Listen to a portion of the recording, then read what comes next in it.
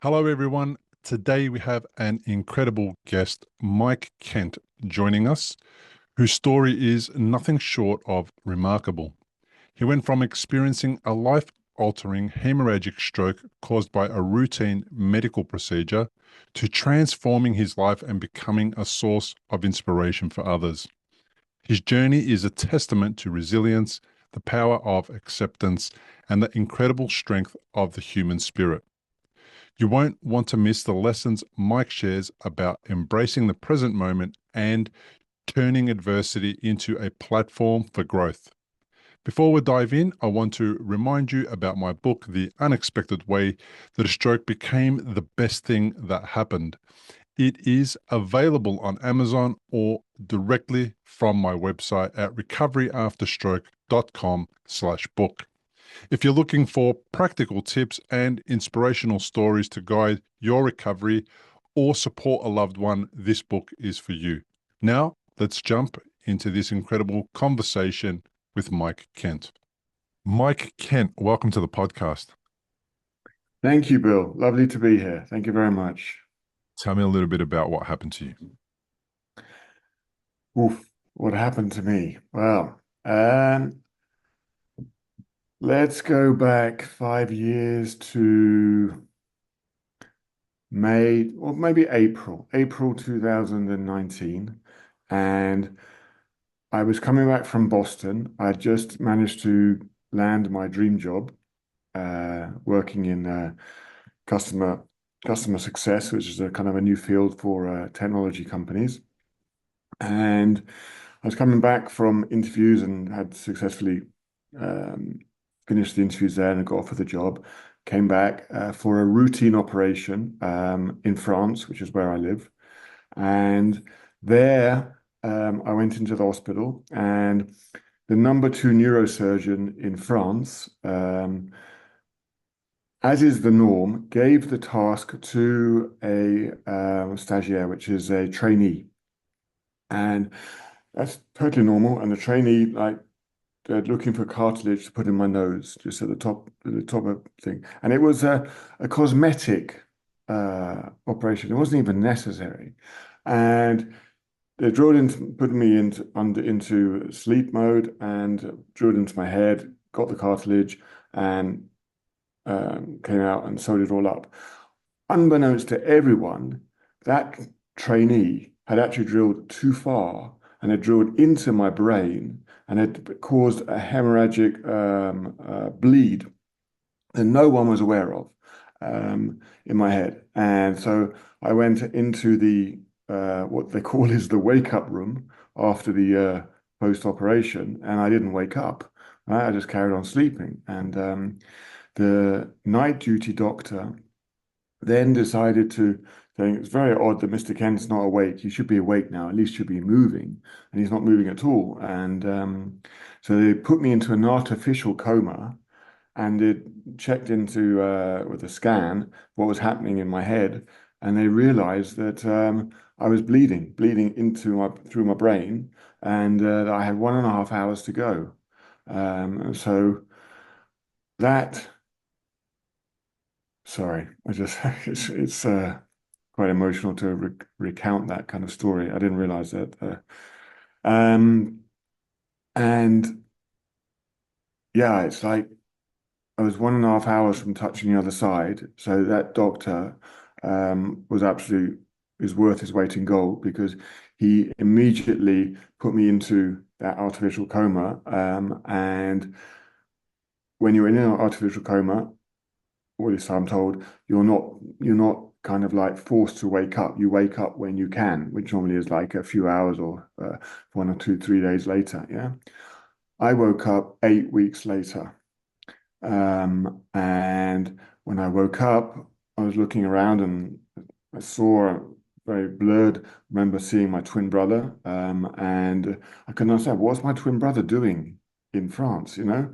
He shouldn't be. He lives in LA, you know, and uh, what's my mother doing here? She lives in England, you know, so it's all really bizarre. And so then I just rolled over and I fell out of the bed because I couldn't move the whole of my right side.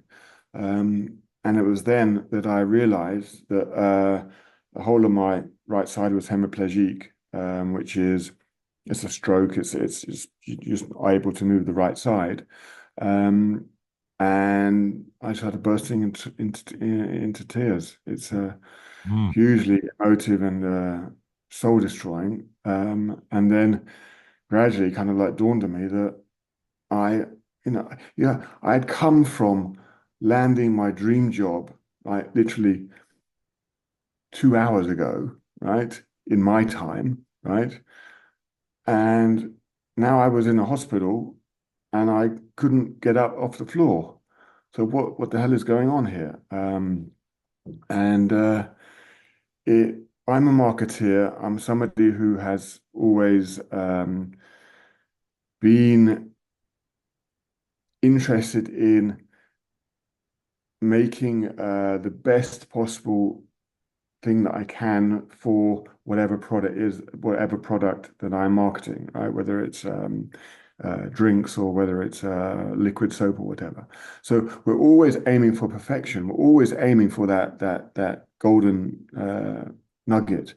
And we didn't to be actually sitting or lying on the floor and crying and not understanding what the hell is going on is my whole world is just collapsing right in front of me.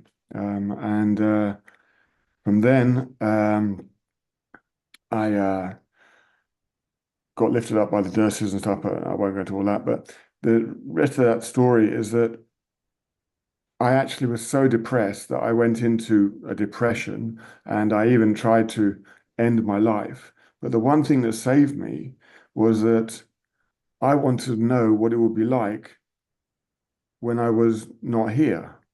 Yeah. And I would never know if I was not here.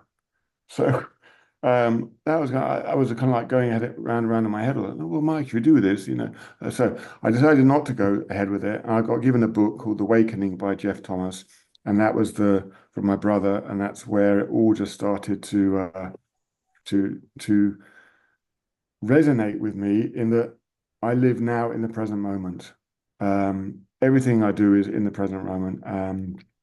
And that is what saved me really, and that's Wow. where I am now. It's quite the contrast. 1 minute you're fully involved in your life and going about business, dream job, all of that kind of stuff. Next minute you wake up and you're The world gone. is just You're yeah, gone. exactly. Everything that you thought was the way that things were is not like that anymore. And now people people struggle to, I kind of have this idea of old age for some people. It's just some people describe it as like a steady decline, and then over a long period of time, and then you get to 80 or 90, and some people are fit and well and a little bit Yeah, less capable, perhaps, and the yeah. coordination's gone a little bit, or the things are different, they've changed, but there's this time difference that you've had to be able to grapple with the slow change and the things that you don't do anymore, you can't do anymore, have been removed from your abilities, right? So you kind of have this big adjustment period, and that you can Yeah. have your conversations with people about it, you can joke about it, you can laugh about it, you can get annoyed about it, you can get counseling for it, you can do all these things. Mm, Then a mm. stroke is not like that. It doesn't give you the time to deal with anything that it leaves you with when you wake up. And it's impossible for anyone to be able to just grapple with that immediately and be okay with it. Yeah, Not to. absolutely. Absolutely. The difference, the thing is that a stroke is not, it's not something, it's not in a moment. Yeah. A stroke is it's a journey. It's a long road of whatever you want to make it, Mm, mm, right? And it's how you actually deal with the hardship, trauma, the difficulty, whatever word you would like to use. mm, Uh, it is really up to you and your ability to actually, we only have one life, whatever you want to believe, that we are conscious of one life. Mm. So I want to make the best of, always have wanted to make the best of my life. And I think being a twin, and 20 minutes makes a hell of a difference for me. Right? I'm the older one, yeah. Uh-huh. But we are naturally competitive, right? But not competitive as in, really fighting and stuff. We're just really driven, right? And so when you're presented with a situation that you cannot understand and you cannot even begin to fathom or realize what on earth is going on, you ask yourself questions over and over again. And there'll come a time when you actually want to get those answers and you'll start making those answers because you are just continuing saying, I don't accept this. I don't accept where I am. This is not fair. Okay. I am not a victim. Just jumping in with a quick message. I hope you're enjoying this conversation with Mike Kent as much as I am. If this podcast has been helpful to your recovery journey, I'd like to invite you to support the show on Patreon. Since the very beginning, I've been covering all the costs of producing this podcast myself, and your support can help me continue to bring these valuable stories and resources to you and others in the stroke recovery community. By becoming a Patreon supporter, you'll be joining a community that's passionate about stroke recovery and helping others feel less alone. Visit patreon.com/recovery after stroke to learn more. Every bit counts and your support makes a real difference. Now, let's get back to Mike's inspiring story. You know, I am Mike, right? I am unique. Yeah? We are all unique. We're given whatever cards we're given and dealt with, and we deal with them as best as we possibly can. These cards that I've been dealt, okay, I I have to accept that I am like this, I am this way, but I don't want to be a victim. I will do something about it. And so I always say to people that I actually all I concentrate on is what I have and not what I don't have.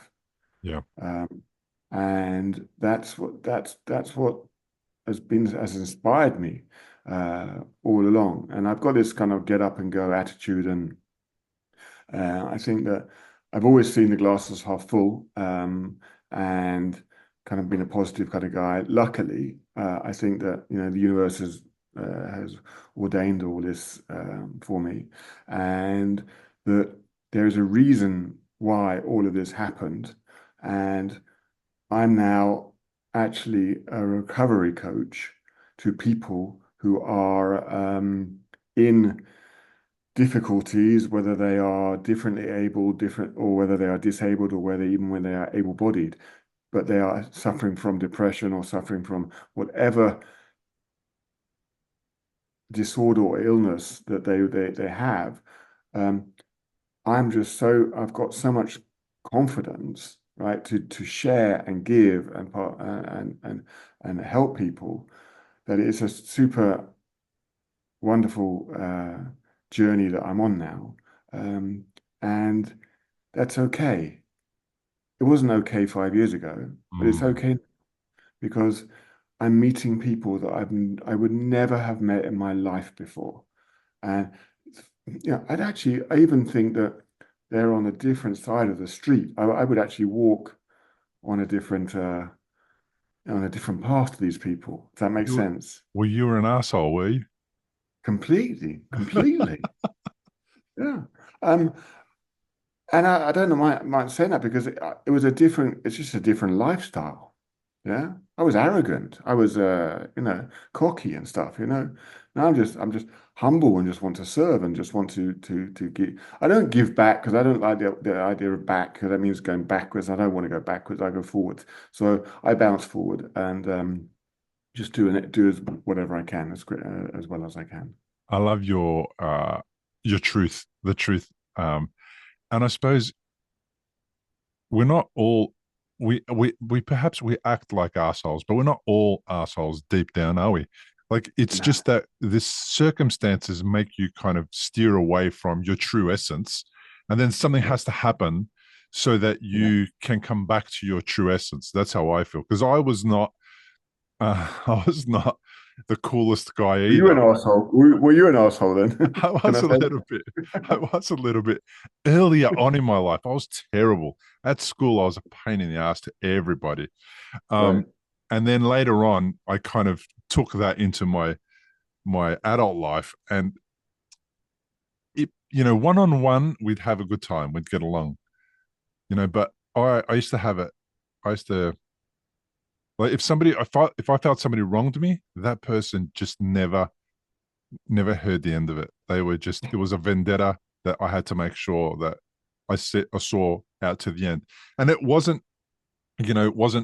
a stalking or illegal stuff. It was just I would be rude and I would be blunt and I'd be short and I wouldn't give them the time Obnoxious of and day, right, obnoxious, yeah, and I would yeah, just make their life difficult because I thought that they deserved it, which is actually completely totally wrong because I never spent one moment going, I wonder what's happening in that person's life today for that person to behave the way that they did to me that yeah, I don't know that I should give them a break about.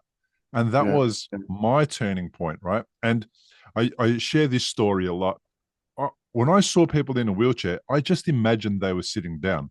As bizarre as that sounds, yeah, I yeah, never yeah, I never connected it to trauma, illness, injury, any of that stuff. And then when I spent like 4 or 5 weeks in a wheelchair because I couldn't walk, I'm like, what an idiot you are. How could you have yeah, thought yeah, that this is an easy gig? Just sitting in a chair, pushing yeah, pushing yourself around is an easy gig. Oh my God, I'm dealing with all this stuff. I can't walk and all this stuff the emotional storm. And it's yeah, like, well, you needed to be like this, Bill, so that you can become a more um, compassionate person because you acted compassionately or you pretended you were compassionate, but you never acted compassionately when it mattered. yeah, yeah, yeah. I remember going to the rehab place, and I was in an ambulance, and there were these three guys who were all in wheelchairs just outside the front door, all smoking away. Uh, and I come in on a stretcher and I'm going like, and the first thought I'm going, why the hell are they smoking? For God's sake, don't smoke. You're in a hospital thing, and you're ruining your health. You're doing all this stuff. And it's like, for God's sake. And I remember that even to this day. And that was their release. That was their only way that they could actually get to be with themselves without have the trauma of realizing they actually were handicapped or disabled or in a difficult situation. Yeah.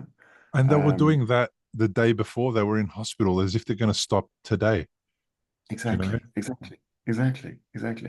Yeah. And you never think about that. You never I think about my story when I was you know, from Boston to the hospital, etc.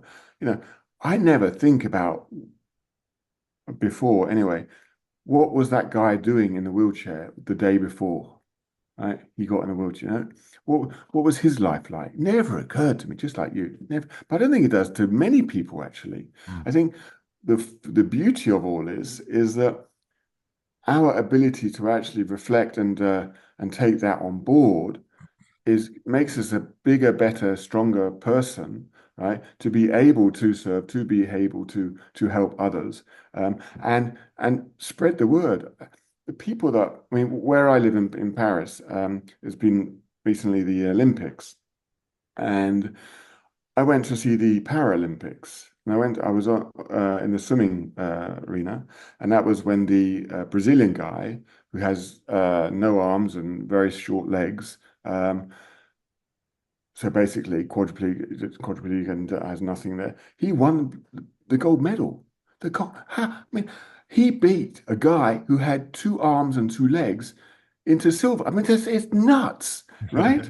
And he swims like this, and then turns on his back, and it's like it's incredible. And then when he gets out of the pool, he is turning around and he's clapping the eighth person, well, he's not clapping, but he's going like this, Yeah. right? He's clapping the eighth Encouraging. person, encouraging because they are all there to not to show off or to show how good they are, whatever. They're just participants. That's it.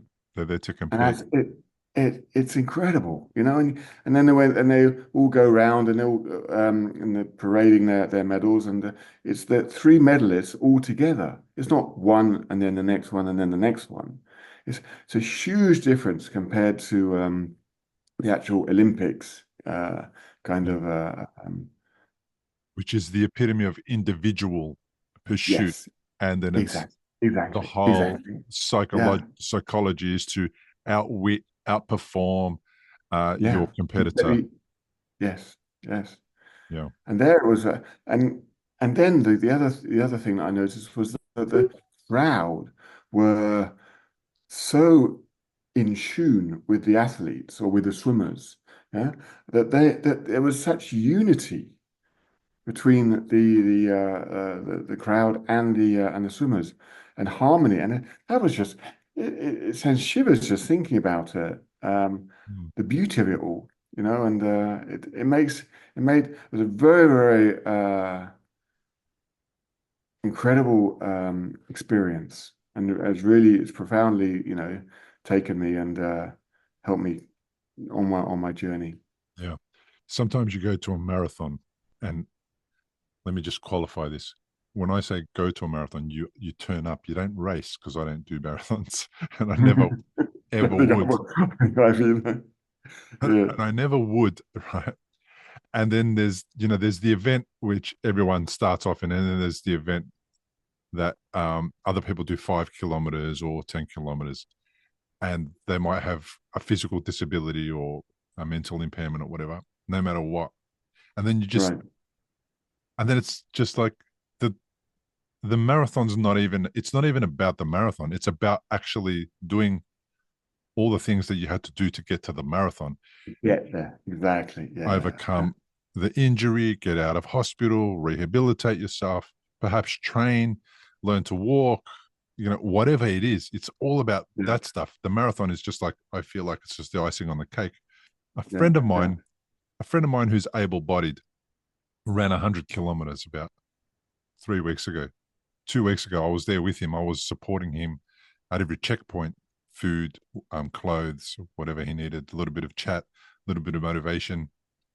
And he we spoke about it yesterday, nearly 2 weeks later, and he just hasn't still been able to grasp the enormity of what he did.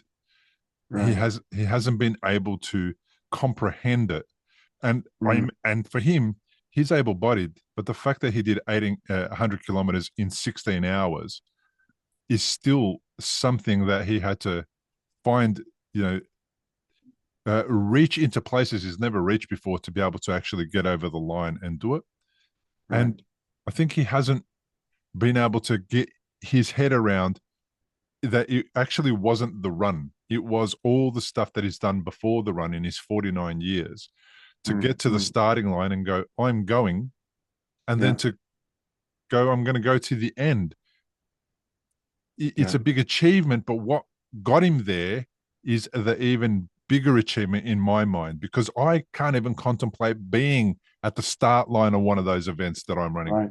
Do you know what I Getting mean? there. Exactly. Yeah. Yeah. Yeah. Yeah. I've got No. to get, I'm not even there. I haven't even done that journey yet, and I'm never going to do it. I'm not going to run Mm. 100 kilometers because I don't think I've got what it takes to do the work that gets you to the start line because there's a Right. lot of work. He trained for months and months and months. And it's like, Yeah. that's kind of how I see these guys that get to the Paralympics or become gold medalists in a parasport or whatever. And it's like, man, forget It's the not. for, That. forget the It's knighthood, so to speak, the knighting. It's yeah. everything else that we don't see. That's the Yeah. amazing part.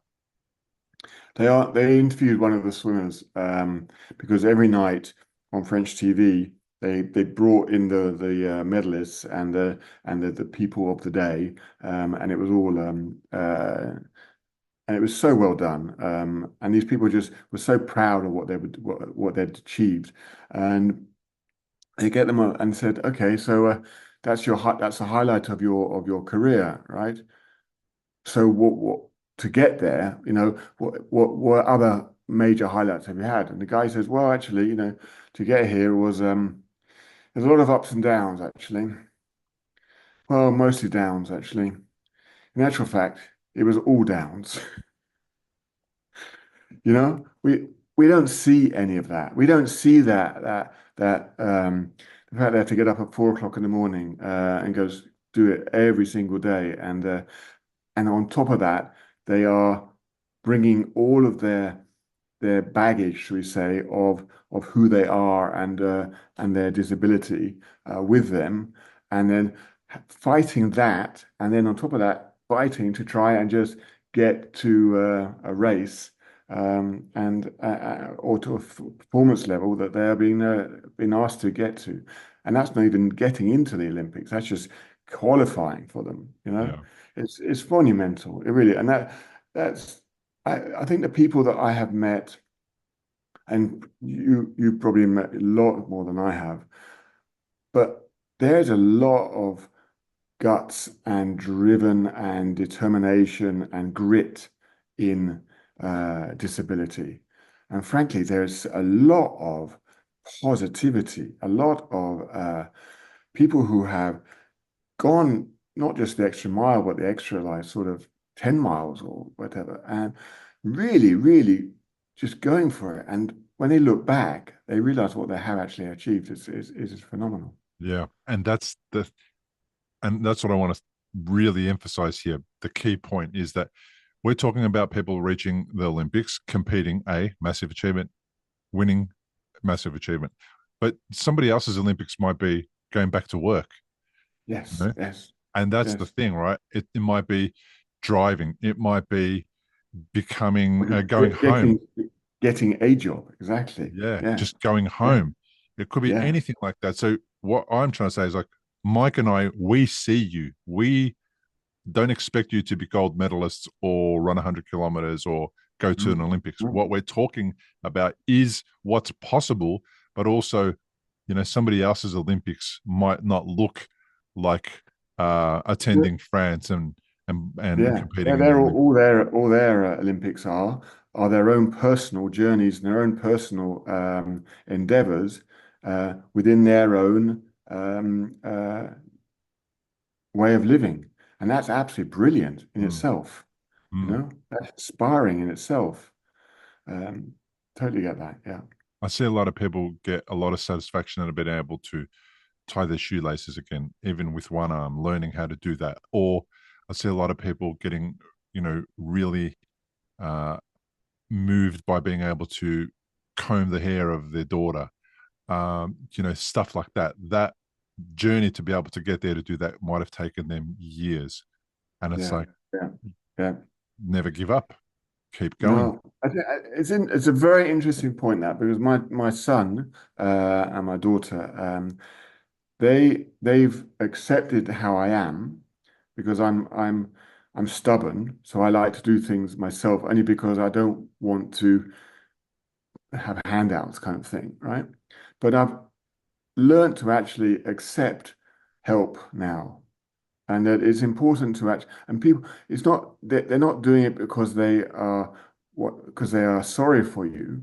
They're doing it out of love, Mm. right? They want to help you, right? And that's a big mindset change that I had to go through. And now, you talk about the tying of the shoelaces, yeah. Um, I I can't tie my shoelaces, yeah, and so I get my son to tie them, right, and then I just slip the shoes. I just slip on and off, um, each time, and that's okay. That's we call it a win-win. Yeah. He doesn't get to do it. He doesn't need to do it all the time. I don't need to do it all the time, but he's done it. He's helped me with tying the shoelace, but I'm doing it every day because I can slip the shoes on and off. But it's little things, and it is always little things, right? It sounds like That it's a can. compromise that you had to make, that you had to be okay with receiving help, which is a massive journey in itself. Like, Yes, yes, How could yes. that be a thing that we can't do? How can that even be a thing that we can't accept? I don't get No. that at all. It's so weird. I wonder why, if it's cultural or what it is, but for me, I have completely changed. I really, really have completely changed. And I'm a much better person for it. But that still doesn't take away that the first three three years, I was stubborn. But now I think maybe it's age, maybe it's just I'm loving the world now in a Mm, different way, and loving the world. I actually walk a little bit slower to get to wherever I want to get to, but I get to see the world. I get to see the leaves. I get to see the leaves and the color. We're in autumn or fall, and we get to see the different colors of the leaves, and I get to actually experience that because I'm walking slower, and therefore I'm not rushing to the next place, and then you start realizing, okay, I love what I'm seeing. This is really, really good. So therefore, I'm just walking around with a smile. They call me Mr. Bonjour, which is Mr. Hello. I just keep saying hello to everyone. But that's because I give everyone the time of day. mm. And so if my son comes to me and says, "Papa, you need to do your shoelace up," okay, can you help me, please? Because it's all part of the spirit of just enjoying the moment that I'm in, which is the life I'm in. Yeah, I That find makes that. sense. Yeah, I do. That does make sense. A lot of people would resonate with that. I find similar things where I could go, and just spend time. Now, having been to Paris and understanding the cafe culture there and what you do when you go to a cafe, you just sit and you just observe and you're watching them. Yes. Yeah, I people bring that. watch. I go there and I bring that back to Australia and Melbourne, where I go. And there's a beautiful place that I love in our central business district, our city, and I'll just sit there for sometimes 3 4 hours with my wife, other times on my own, and I'll just do that. Is I'll just observe people, and then people will come Right. and they'll do their thing. And often people who are looking for some spare change or for whatever it is will come up, and they're really interesting conversations, which I never Right. had before with people like that. And it's like Right. they're going to get a few coins because I always go into the central business with coins in my pocket, whatever's lying around the house, just so that I can have Yeah. something to hand out when they approach. And sometimes there's a big bunch of them, sometimes there's a small amount. And these guys are struggling even more to get a little bit of money these days because everyone taps their cards or their phone to pay for things, so they don't carry as much cash as they used to. Correct. Yeah. So I have conversations with these people that I never would have had before that are just enlightening. And Right. forget about the drama and the trauma that's got them on the street that's making them ask for money. Like you have a conversation with somebody, you just get a completely different perspective, Well, exactly. and you Exactly. get the the the sense of positivity, and even in that person's situation, they still are looking to connect with people, to say thank you, to say, yep, all I've got to do is get another 10, 15, $20 and I'll be able to get a room tonight. Um, and they have a goal, they have an outcome, they have something they need to achieve. They're grateful when they achieve it. They Yeah. Yeah. share the same experiences and feelings as us, and there were people that I would have just walked past before. Sure, in a lot of European cities and even in Australia, there are people who are scamming the system and are doing that because they know that people will give, and then they get to take people's money, and they're not in that situation. But some people just are in that situation. You can tell, right? And Yeah. that's the thing for me. Being able to just sit still in one place and just have observe people and have people come to me and people walk past me is just a completely different thing that I never did before. It's Yeah. it's kind of under the banner of people watching, but it's more, there's more depth to it Yeah. than just people Yeah. watching. Yeah. Yeah. I couldn't agree more. And I take that one step further. It's like I go swimming every day, and um, on Tuesdays there is the disabled people come and swim, and we can only swim from 12 till 2 adults, right? And then the disabled people are there from 12:30 to 1:30, and only in one lane. And I just happen to be in that lane, yeah? And I'm swimming with, like, one arm and one half legs kind of thing, and I can swim quite. I can do a kilometer quite easily.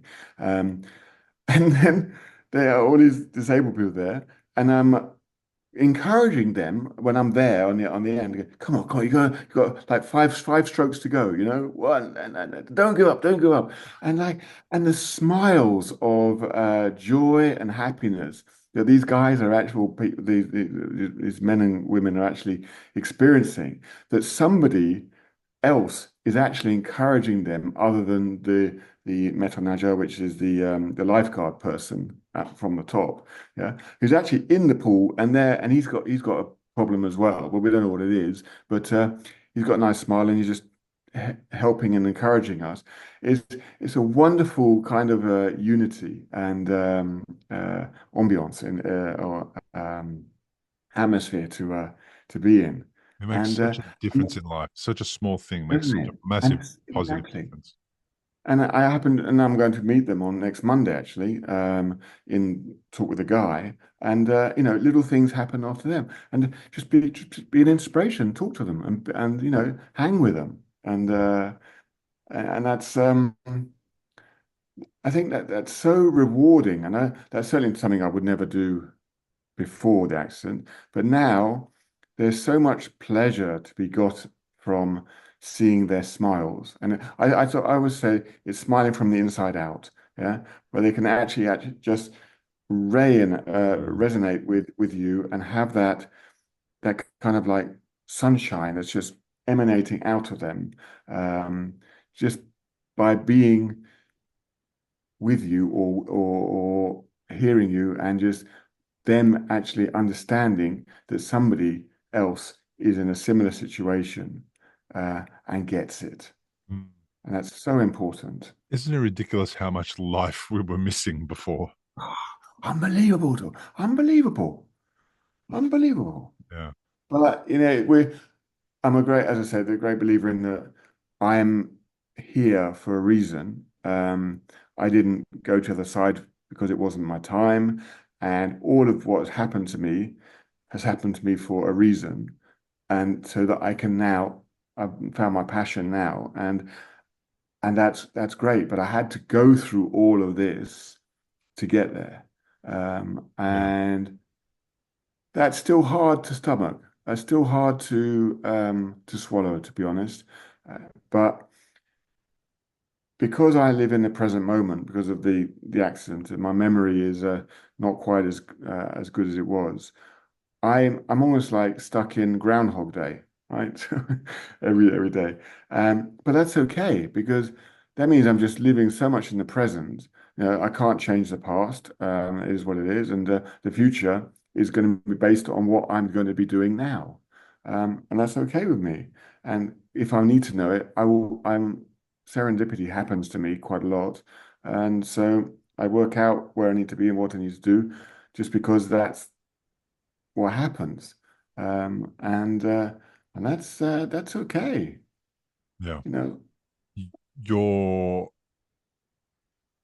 it was traumatic what you went through. Yeah. I mean, definitely traumatic. Yes, God, yes, yes, Yeah. yes, And yes, and see, you're describing the steps towards post-traumatic growth. Like it's this concept that completely. people talk about, that was given a term, or was given the name post-traumatic growth in the late 90s by two researchers. I forget their first names, but Tedeschi and Calhoun, they were American researchers, Yeah, and probably not American surnames, but they lived and grew in America. yeah, And they came up with the steps, and I was experiencing post-traumatic growth through my journey. I'm 12 years out now, but through my journey, not and and not having a word for it, a label for it. I couldn't describe to people all the things that we're discussing now that I had done, achieved, learned as a result of this stroke, the yeah, windows of opportunity, the doors that opened, the podcast, yeah, the book. and I didn't know, I didn't have this term, right? And then I wrote my book. My book's all about post traumatic growth, but uh, I didn't talk about post traumatic growth in the book because I hadn't discovered the Yeah, work by Tedeschi and Calhoun yet to yeah, say yeah, yeah, yeah, this yeah, yeah. is exactly what I'm talking about, guys, because these are the steps, and that's what I wrote about. And I've got the steps on the screen here now. I'm going to read them to you. Tell me if these resonate, right? So you've had the trauma, the adversity, and then there's been an emotional struggle and a distress. You've had the cognitive processing and the reflection time. You've seemed to have gained acceptance and integration of the whole situation.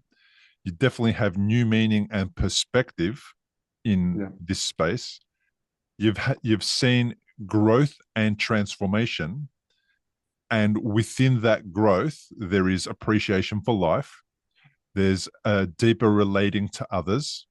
There's a realization of more personal inner strength.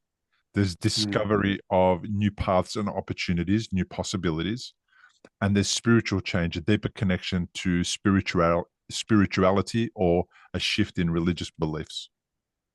Absolutely, absolutely, 100%. Yeah, Yeah. and it's funny because we're not adhering to a script. We're not adhering to a kind of like a dogma. This is natural.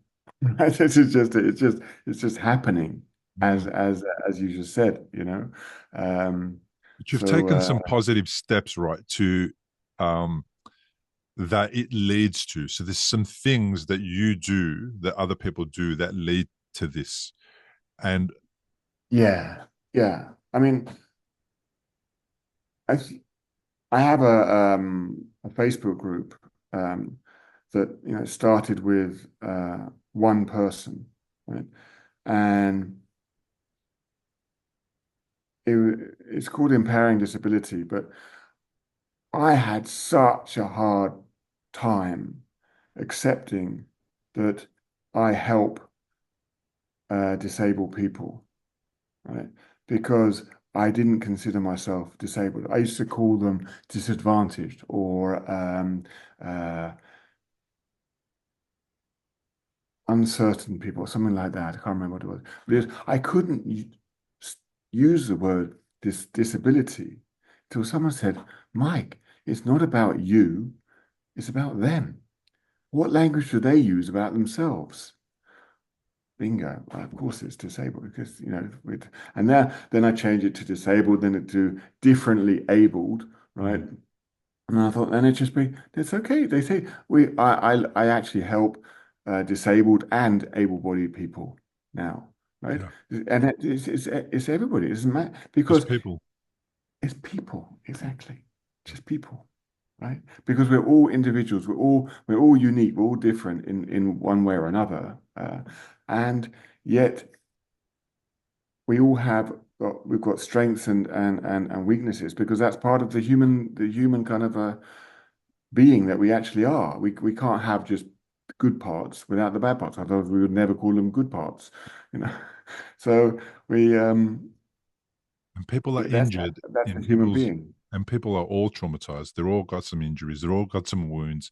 Some of them are Yes. not visible, right? There's a lot of invisible disabilities.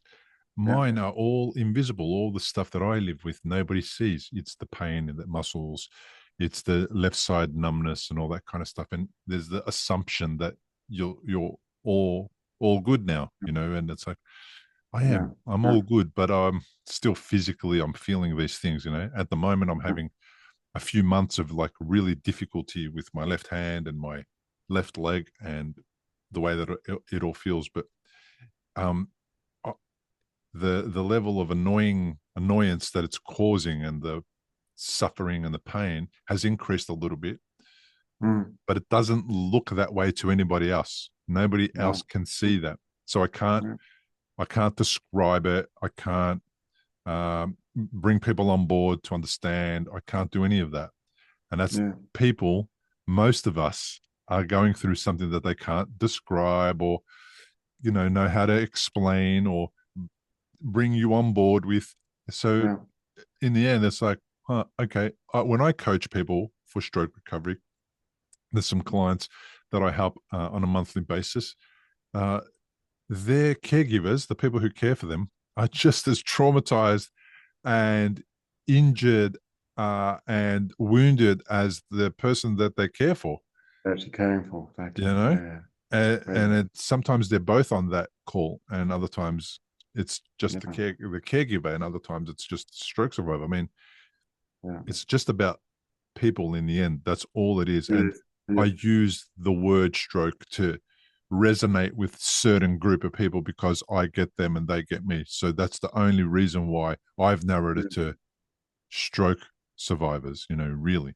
yeah. It's the label that I wrote a post about this, but it's the label that that society gives us because I actually don't believe that we are all disabled. It's the society that gives us that Mm. uh, label. Why? Because they don't make the handrail on the left-hand side going up the stairs, you Yeah. know? That I, Therefore I can't hold on to it. They don't make lifts wide enough to fit wheelchairs in Mm. because and so it's a disabled access or disabled entry, No, I totally disagree with that. So it's now just about understanding that you mentioned invisible disabilities. There was an article that came out in France. I think 80% of all disabilities are invisible. Well, that's amazing. 80%. That means, and if you actually put that out to the world, that means 8 out of 10 people are carrying Something. stuff, right, that nobody can actually see. Mm. And even if it's not that number, it just makes you think of the enormity, right? And as you said earlier, that everyone is carrying their own set of ailments or difficulties, and but we don't get to see them. Was ignorance bliss? Wow, it's a good question. Really good. What is naivety? Is naivety bliss, right? Um, I don't know which one but I think we are better knowing this. I'm certainly better. I'm not doing. I don't. I do question it if I would have this level of interest if I hadn't have had the accident. Okay, I have to assume that that might not be the case. Yeah, but I can be just as much as you can be a voice in my little circle. Um, and that can then emanate. And if we can just have people be able to understand 1%, 5% more than they did yesterday, that's a result, right? Because then that will then cascade across everywhere.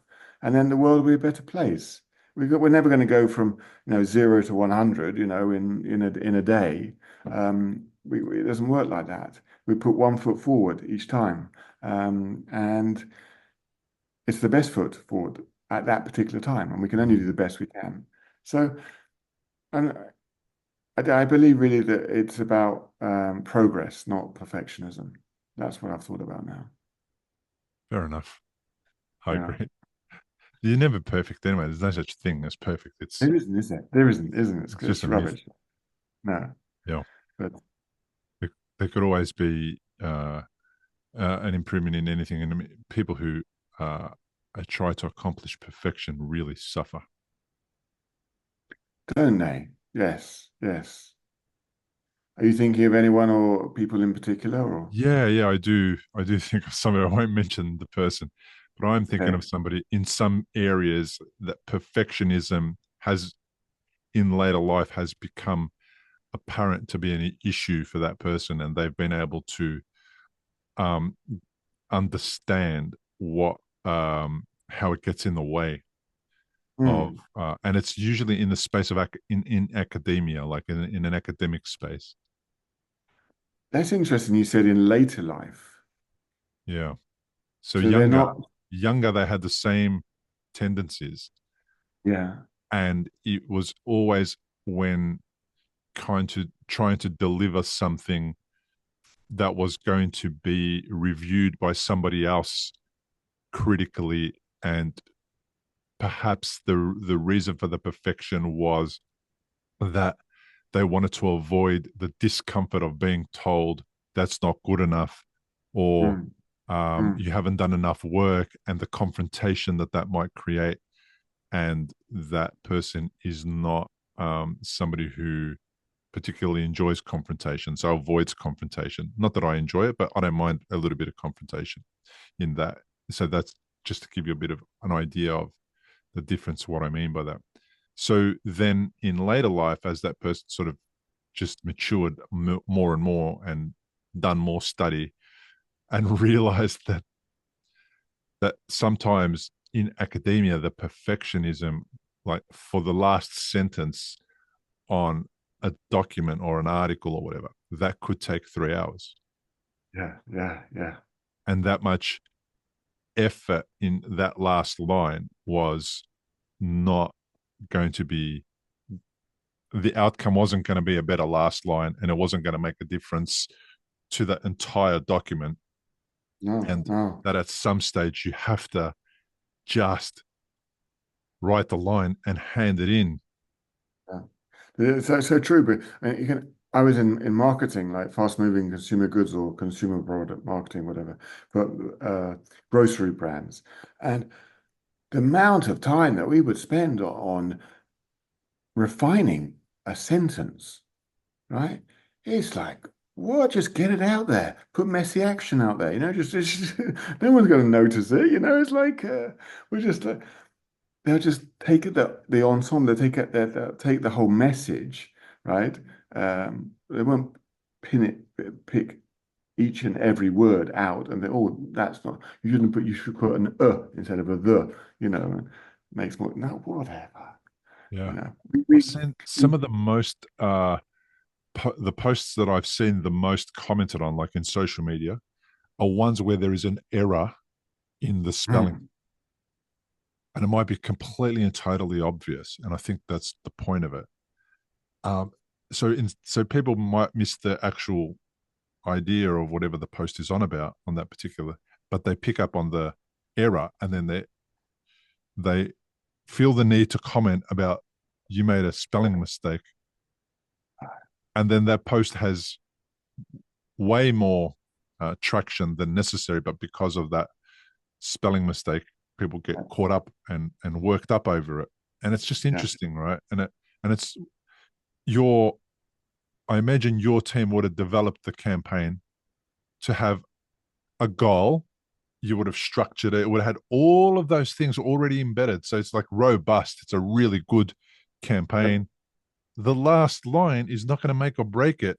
And no, or the probably does the same thing anyway. And no one reads whether it's an or that, or no. swaps them around, or does any of that work. Because you only need to have 70% comprehension of what you are actually reading or viewing to actually get a gist of the message. And then at that time, you're forming the idea in your head anyway Yeah. of what it is, which is actually different to what is actually being said anyway. So you're never going to get it. So it just doesn't make sense. It's a waste of time. I have a painting company, and we've been painting people's homes and buildings and commercial property and all that kind of stuff for many years, for about 20 years. And at the beginning, there was it was me, and I needed to make sure that everything was done perfectly, so that there was um, no complaints by the customer. So I would spot things that nobody would notice or spot, that weren't even errors or imperfections, that I would then, okay, I'll touch that up. I'll go touch that up. I'll do that. And then I would hand it over. And in fact, it would be a great outcome. The client would say, that's fantastic. But then I met somebody who said to me, like, only you would notice that. Nobody else would notice that. That's like a perfect wall. Only you're noticing that, but it's not something that somebody else would pick. And it's like, oh, okay. So how do I handle the end of the job then? So the idea was, tell the customer to go around and critique your work a day or two before you're finished. So you've done the majority of the work. And a day or two before you finish, you give them the permission to go and totally critique it. Even the obvious things that we haven't finished yet, put them on the list. They they Mm. very rarely come back with a list because our work is really good anyway. And the things that I know that I see, they don't see or they don't care if they see it. Right. So And they didn't even come up with a list they barely at come all. up with a list. They might have two or three things. The obvious things are always on there. Yep. And then there'll be other little bits and pieces that are on there that I knew were there Yeah. that I was going to touch up or do, but they pick those things. And then the things that I don't know about, that they don't know about that I know is not in their expectation to be done or is not necessary or is not part of the job or whatever. So it changed my mind completely is when I give the other person the opportunity to look at my work and criticize it or not, they don't really feel the need to, and it's a really good pass. So we kind of apply this principle about 90% um out Done. 90 achieving 90% sort of uh a re- doing it to 90% of our ability instead of 100% is good enough because it's beyond what most customers expect anyway. It's such a strange thing. We've got and then if customers said, oh, by the way, I did pick up on this or that, well, then it's cool. Oh, great. Now I can do it and actually meet your expectation further. It's like I don't know if it is Google's tagline or was Google's tagline, but good enough is good enough. Yeah, Uh-huh. and I totally abide by that. And yeah, um, it's So important for people to like grasp that concept personally that, yes, now that you've got energy to conserve and you don't want to be using up your energy on things that are not supporting your recovery and helping you have a really great day or getting to your exercise or to your gym session or to your counseling session or whatever. Like yeah, it's really important to not waste time and effort and energy into things that are only going to make you go yeah, backwards. yeah. I agree. I agree. I was just having a conversation with somebody just yesterday, and they were saying to me, "I'm having a really bad day," and I said, "But you're not, are you? Really? It's never ever a bad day. It's a bad moment in a day, right? I have 17 different emotions every day, and on the of those 17, one or two are not very good, right? But it's never the whole day, right? So we need to stop like actually saying those things because we're convincing ourselves that we actually are having a really bad day. Oh, and then you're just like layering on the different elements and they all and no, just stop.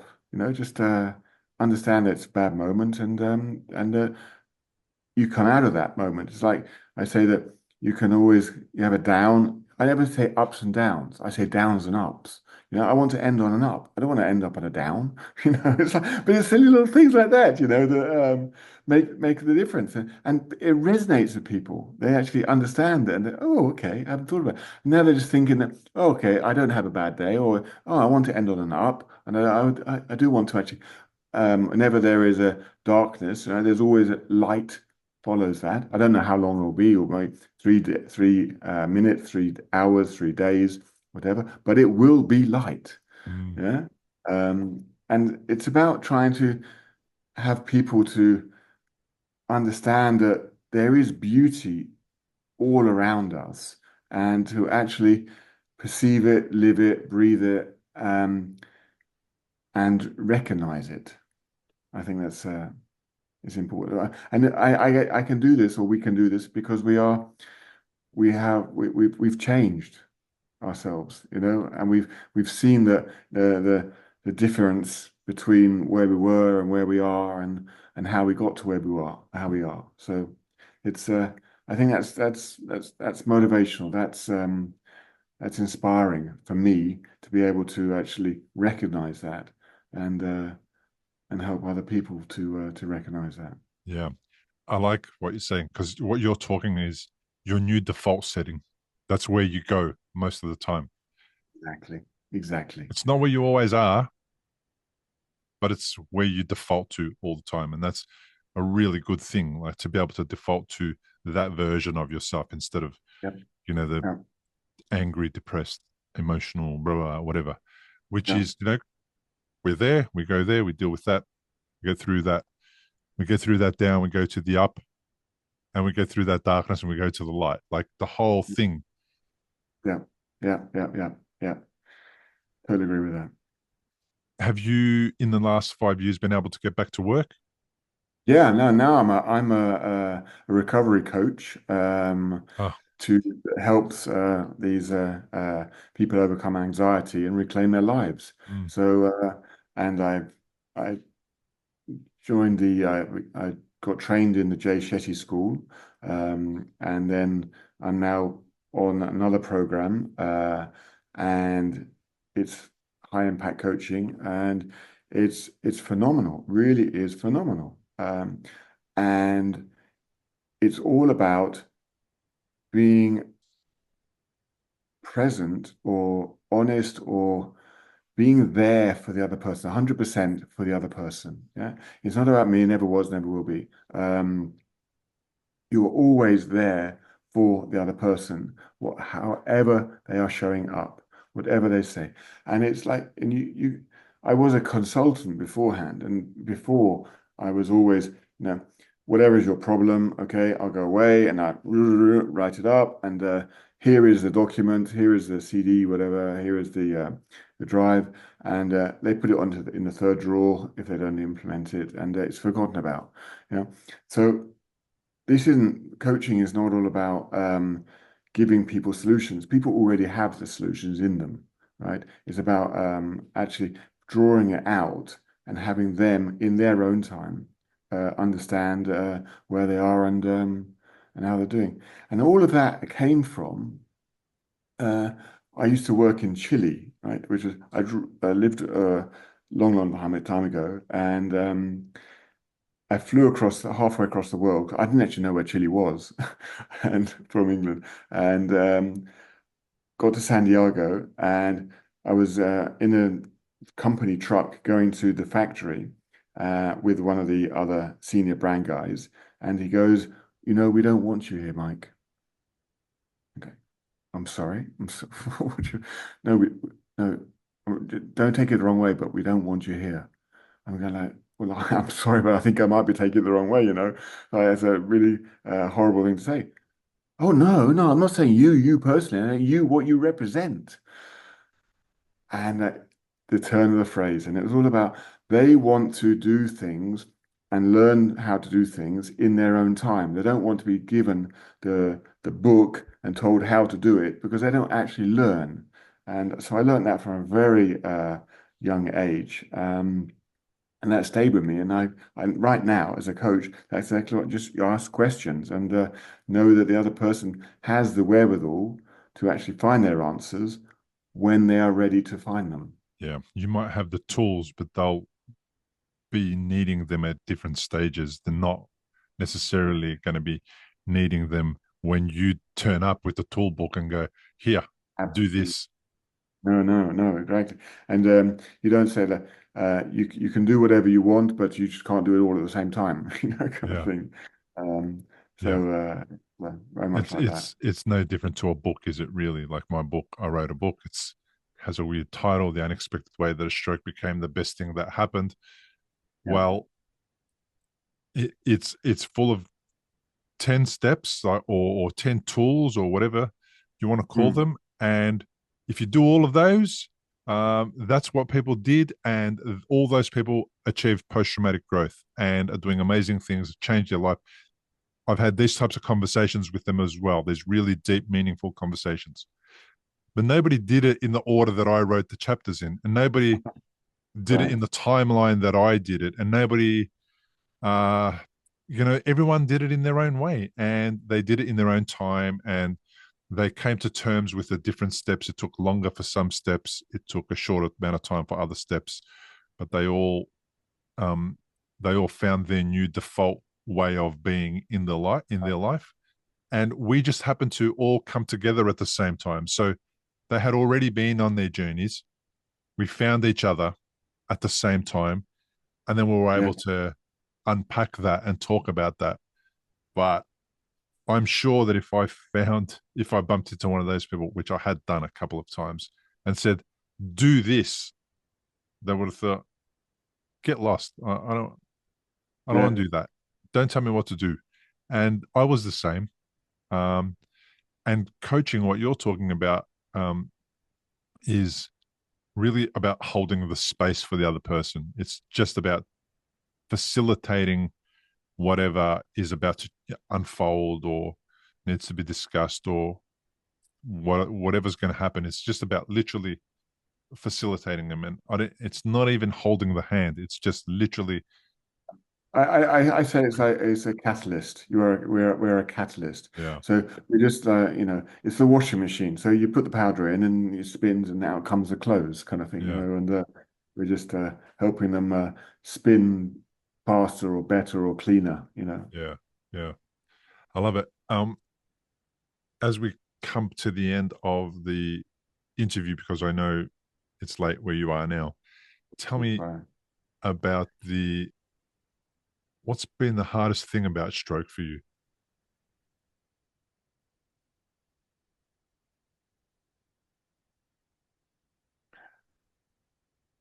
I don't think the question is asked in the past is what it is because I live with it every single day. The first point when I wake up, I have 3 seconds, 2 seconds, whatever, of reality that, oh, well, I wake up, oh, it's a new day, and then it's the and then I get out of it 5 seconds later. But that is still there. It is a reminder, and that now I've managed it to become my mantra to spur me on to actually help and serve other people. But there's no denying that, I say 17 emotions in a day, I still cry, and I get upset in personal moments, Mm, pretty much daily. Um, But that's okay because I've actually believe now that tears are coming out of my body, so I'm actually getting rid of the poison out of the body, and then I can actually put something better in it. Yeah. Problem is, I'm still in Groundhog Day, so the next day I'm still crying, and therefore, but there is so much richness. But it would not be me to say that this is a perfect life. We got the perfection, there isn't, it's progress, okay? And I accept that that is what I am doing and how I'm doing it. I love what I'm doing and I love how I'm doing it. Right? Would I like to be doing something else? It doesn't matter because that's not what I am doing. But it does cross my mind, but I don't give it the time and day or time and space to actually fester. Um, but so I think the worst part of it was the very beginning when what came out of the coma and the first 2 months, 3 months when I was in a wheelchair and I couldn't find myself. I didn't know where I was, what I was doing, who I was meant to be. This was not what was supposed to happen. You know, it wasn't even my fault. It was not a question of fault, but it, I couldn't even blame myself, because it, it had been done to me, yeah, and I thought, why? And, so many times have I asked that question, or I have asked myself that question, but I've learned to realize you don't need to answer it. You just need to be able to move on from it and resource yourself from it to move forward and bounce forward and do whatever you want to do and how you want to do it in the best possible way you can. And that for me, it's service. Service gives service to others.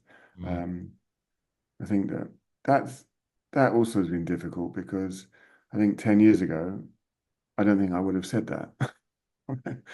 Certainly not 20 years ago, but yeah. it is funny how life changes. Funny how you roll with the punches, and that you actually uh, you embrace what you're given and what you have, and deal with and do the best with it that you possibly can. And I don't think anyone can ask any more of you than that. Yeah. Um, Very comprehensive answer. Thank you. Uh, what is something that stroke has taught you? Oh. I think the first word that comes into my mind is patience.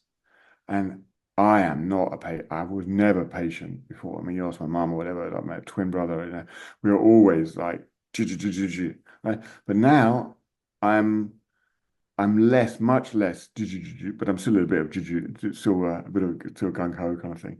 But no, I think walking slower, being patient, reflecting, being doing meditation, doing mindfulness, having my morning routine, realizing that I am not able to do as much as I could do or was doing before in my life, but I get to do what I want to do.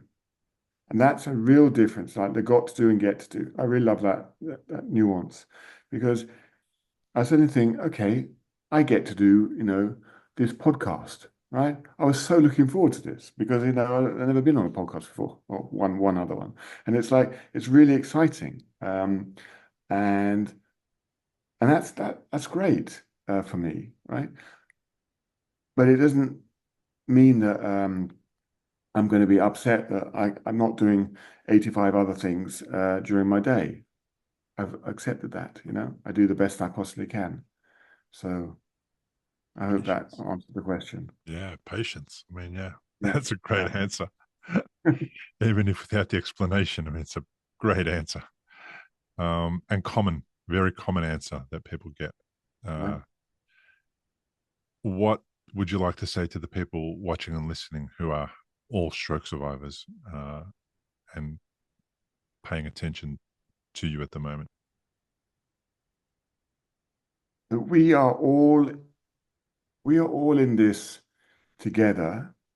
We are a unified group of people. There is not one person in my eyes that is better or bigger or what bolder than anyone else. We all have our stories, and all our stories resonate with someone out there in the world. And that's what's important, is to get the stories out there, to show others who are less abled or are not, for whatever reason, or are not as far ahead in their journey as we are, that it is possible. Everything is figure outable, right? It really, really is. It is never, ever the end. And I think that's so important. Is to have. It's not about having hope. It's about believing that what you have is makes you unique and makes you very, very special, right, to the people who love you. And that's enormous. I love that. I love that too. And on that note, thank you so much for being on the podcast. No, no, thank you. It's been my pleasure. It really has been. You're a fabulous host and very insightful and very brilliant. Thank you very much. Really enjoyed it. Well, thanks so much for tuning in to this episode of the Recovery After Stroke podcast. Mike's story reminds us that while we can't change the decisions or events of the past, we can find purpose and strength by focusing on the present and embracing growth. His insights about resilience, the power of mindset, and helping others are lessons we can all learn from. If you found this episode helpful, I'd love for you to leave a comment, like, and subscribe on YouTube. It really helps get these stories out to more people who need them. And if you're listening on Spotify or iTunes, a 5-star review would mean the world to me. It helps others discover the podcast and connect with our community. Remember, check out my book, The Unexpected Way That a Stroke Became the Best Thing That Happened, available on Amazon or recoveryafterstroke.com/book. And if you'd like to join our Patreon community, you can find all the details at patreon.com/recoveryafterstroke. becomingwell.com/recovery after stroke. Thanks again for being here. And remember, no matter where you are on your recovery journey, you're not alone. Until next time, take care and thanks for listening.